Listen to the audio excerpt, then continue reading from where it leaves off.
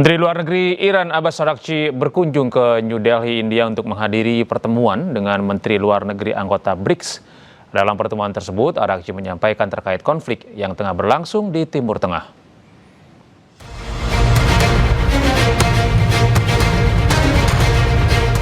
Menteri Luar Negeri Iran Abbas Araghchi masih melanjutkan safari politiknya di India. Ia datang untuk menghadiri pertemuan dengan Menteri Luar Negeri anggota BRICS di New Delhi tanggal 14 hingga 15 Mei.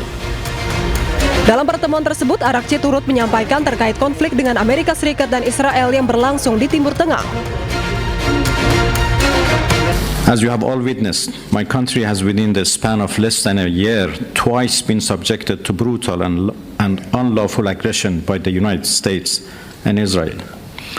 The attacks on my people have been justified with false claims that run counter to the informed assessments of the International Atomic Energy Agency and even America's own intelligence community. The truth is that Iran, like many other independent nations, is the victim of illegal expansionism and warmongering. These are ugly things which have no place in today's world. Diketahui Araghchi tiba di New Delhi pada Rabu 13 Mei dan akan berada di India hingga 15 Mei. Selama kunjungannya ke India, Araghchi berpartisipasi dalam pertemuan dengan Menteri Luar Negeri anggota BRICS, salah satunya Menteri Luar Negeri Indonesia Sugiono. Para menteri akan berpartisipasi dalam dua sesi pleno, yakni terkait agenda global dan regional, hingga terkait peringatan 20 tahun BRICS dan isu-isu pembangunan berkelanjutan, inovasi dan perluasan kerjasama antar negara anggota.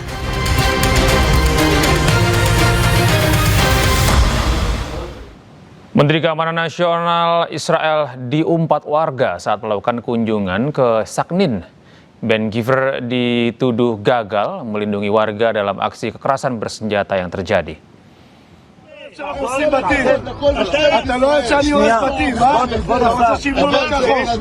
Menteri Keamanan Nasional Israel Itamar Ben-Gvir melakukan kunjungan ke Sakhnin pada hari Selasa yang memicu kemarahan warga. Ben-Gvir bergerak di bawah pengawalan polisi yang ketat dan terlibat dalam perselisihan verbal dengan penduduk setempat. Ben-Gvir menggambarkan kunjungan itu sebagai inspeksi ketertiban umum di tengah klaim pemerintah yang telah berlangsung lama mengenai penegakan hukum dan tata kelola di komunitas Arab. Namun kunjungan itu mendarat di kota yang sudah menjadi pusat protes atas kejahatan terorganisir dan kekerasan bersenjata. Para pemimpin Arab berulang kali menuduh Ben-Gvir yang mengawasi kepolisian gagal melindungi warga Arab sambil menggunakan pengerahan polisi besar-besaran untuk kunjungan politik. Massa menyerukan tindakan yang lebih tegas dan mengkritik penanganan krisis oleh Ben-Gvir. Pemirsa, 8 relawan delegasi Indonesia memulai pelayaran menuju Gaza, Palestina. 8 orang tersebut terdiri dari 5 relawan Indonesia serta 3 awak media yang akan mendobrak blokade Israel.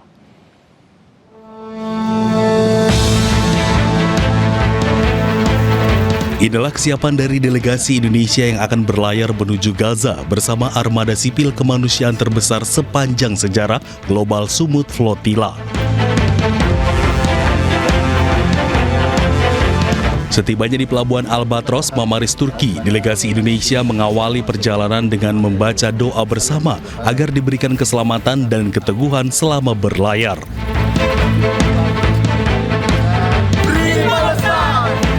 Tentunya dengan harapan misi melintasi Laut Mediterania untuk mendobrak blokade dan pengepungan ilegal Israel atas Palestina bisa berhasil kali ini.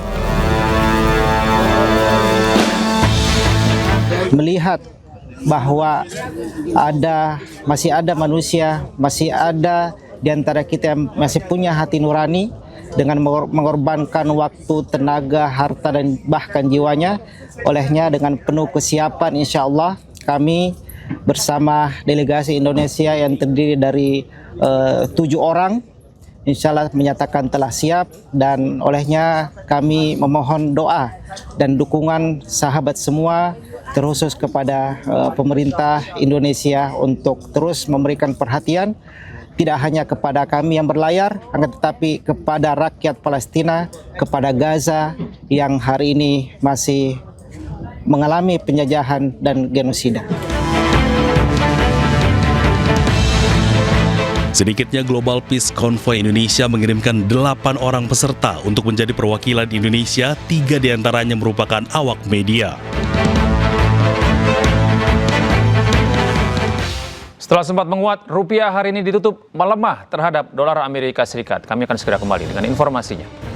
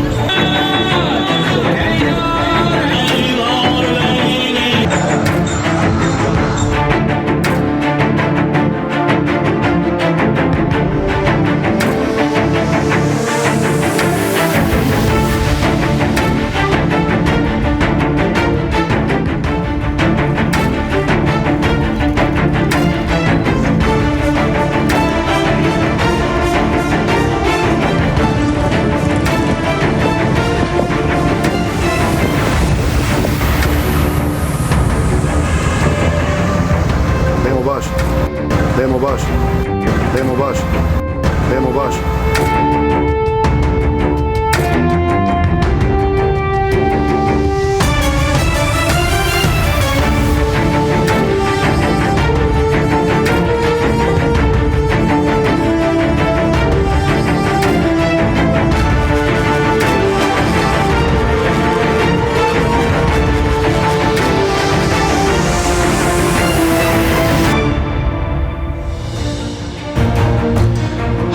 Selamat malam, apa kabar pemirsa?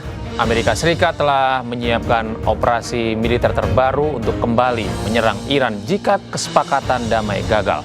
Saya Gede Satria, inilah iNews Prime selengkapnya.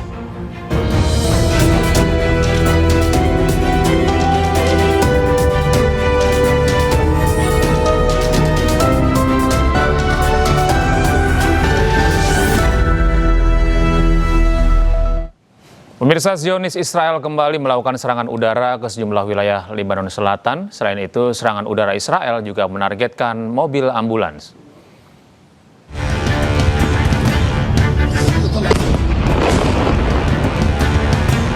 Zionis Israel kembali melakukan serangan udara ke sejumlah wilayah Lebanon Selatan. Ledakan besar terjadi usai serangan udara dijatuhkan di permukiman warga.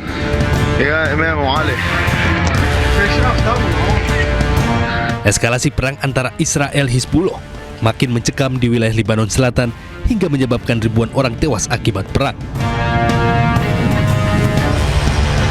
Selain itu, serangan udara Zionis Israel juga menargetkan sejumlah mobil ambulan milik tim medis Lebanon Selatan.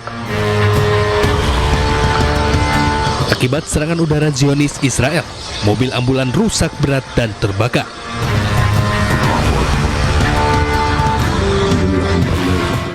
Zionis Israel melancarkan serangan udara dan menghancurkan wilayah distrik Tire. Dampak serangan Israel juga menghancurkan permukiman warga di Arab Salim, Lebanon Selatan.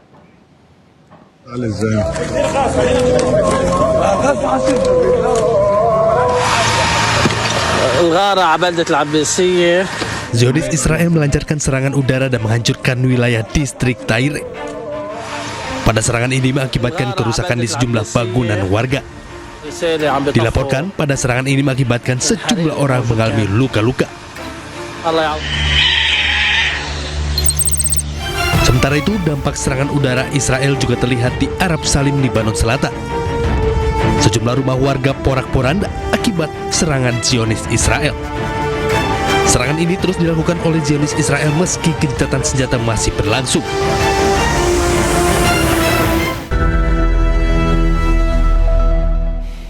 Pemirsa, lebih dari 1 bulan gencatan senjata, Iran diam-diam telah melakukan konsolidasi terhadap mesin perangnya. Iran dilaporkan telah memulihkan 30 dari 33 situs rudal di sepanjang Selat Hormuz.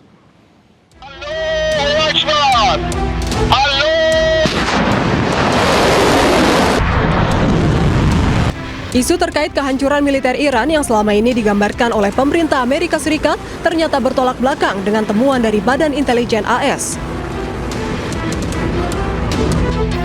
Lebih dari 1 bulan gencatan senjata antara Iran dan Amerika Serikat, Iran secara diam-diam telah melakukan konsolidasi terhadap mesin perangnya. Dilansir dari Middle East Eye, Iran dilaporkan telah memulihkan kembali akses ke sebagian besar situs rudal dan fasilitas bawah tanah. Dengan menggunakan citra satelit dan alat pengawasan lainnya, Badan Intelijen AS mengungkapkan bahwa Iran telah memulihkan 30 dari 33 situs rudal atau 90% fasilitas penyimpanan dan peluncuran rudal bawah tanahnya di sepanjang Selat Hormuz.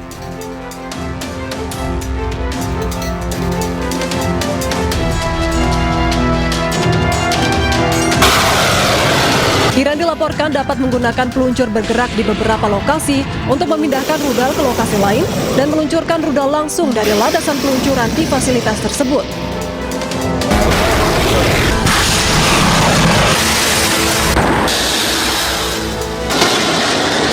Laporan tersebut juga mengungkapkan bahwa Iran masih memiliki 70% persediaan rudal dari sebelum perang.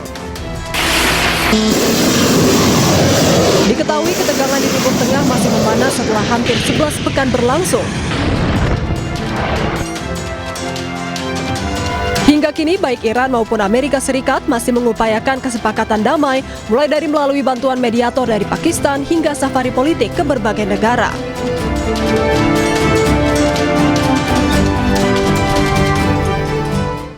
Amerika Serikat telah menyiapkan operasi militer terbaru bernama Sledgehammer. Operasi militer tersebut dipersiapkan untuk kembali menyerang Iran jika kesepakatan damai gagal.